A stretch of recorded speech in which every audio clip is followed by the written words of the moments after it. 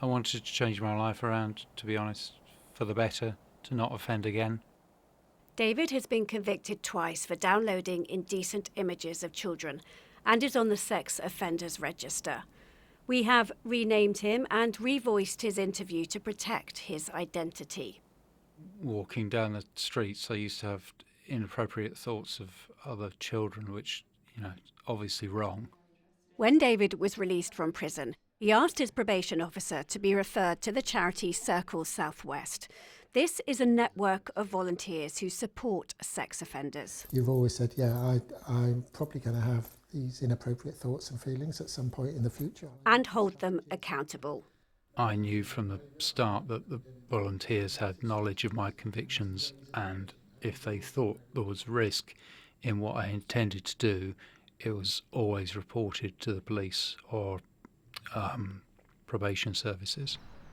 We are all about sort of no more victims. It's about protecting victims, I suppose, is our strapline. And how Circles does that, it's by targeting what, again, the research would say are the risk factors. So those are things like social isolation, loneliness, substance misuse, lack of constructive use of time. Each circle of support and accountability involves 4 volunteers who work with one convicted sex offender or core member, as they are known, for a year. They meet them every week at the same place at the same time for an hour. Alice and Jerry have been volunteering for the charity for years. So this work is important because without it, those people would reoffend. They need that person who genuinely cares. And I've never worked in a circle where that person genuinely doesn't want to improve and isn't interested. The whole thing's voluntary. They don't have to be here. Have there been any moments that you've struggled at all? Yeah, it's certainly not easy sometimes when we talk about not only their offences, but we hear from them firsthand about perhaps how they perpetrated, what their thoughts and feelings are. We may talk in the current moment about, ongoing drives, which, part of the circle is to talk those through, and, if there are unhelpful thoughts and feelings, how do we help the core member manage those and work through them and find techniques for perhaps leaving them behind and moving on. A significant chunk of Circle Southwest funding comes from the Ministry of Justice and, in Devon and Cornwall, the Police and Crime Commissioner.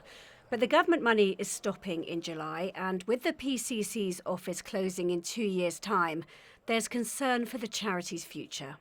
It will have a direct impact on potentially on community safety. For every man that is in a circle, they are being supported, they are being helped to not offend.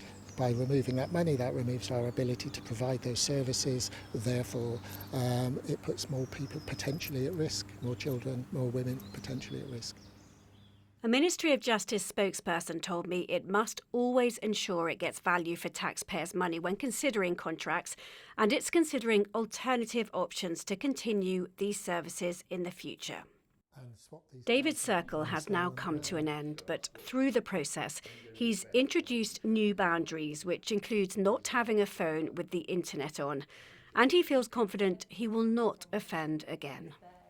Your offences have spanned a decade.